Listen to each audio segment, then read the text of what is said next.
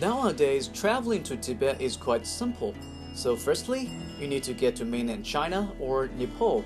Then choose flight, Tibet train, or overland road trip to reach Lhasa, the capital of Tibet. Believe me, each means has its own advantage and disadvantage.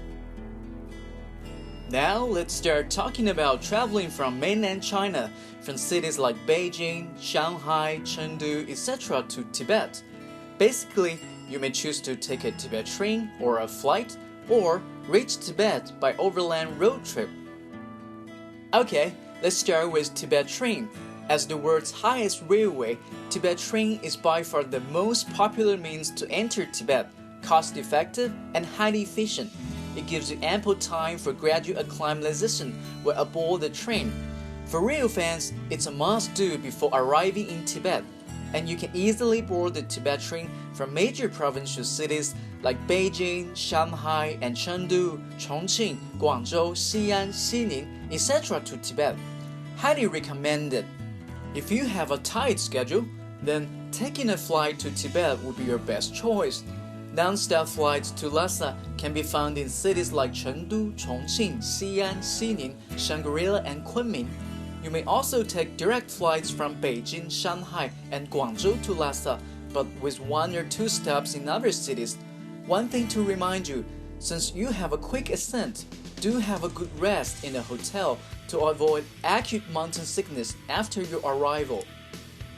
Apart from Tibet train and flight, the advantageous overland road trip to Tibet works best for the rail explorers.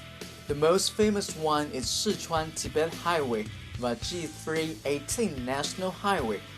The epic road trip, known for its treacherous mountain roads and second-to-none scenery, will be a fantasy for the road trip lovers. Other than that, traveling from Xining to Lhasa or Kashi to Lhasa offers entirely different challenges to photographers and thrill seekers. Got it? Fantastic! Now, let's shift our attention to Tibet's friendly neighbor, Nepal. The proximity of Nepal to Tibet makes Kathmandu, the capital of Nepal, the closest gateway city to Tibet. For international tourists, it's extremely popular to either take a flight from Kathmandu to Lhasa or enjoy the classic Kathmandu to Lhasa overland road trip to Tibet. The non-stop flight only takes around 1 hour and 30 minutes to reach Lhasa. Nowadays, flights run by Sichuan Airline and Air China are almost available on a daily basis. Pretty convenient, isn't it?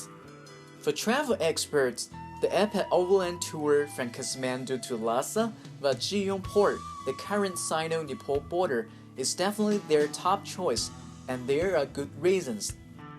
The classic travel routes abounds with epic vistas of Himalayan peaks, holy Buddhist monasteries, and incredible alpine lakes, an unlimited chance to meet local Tibetans and explore their exotic life.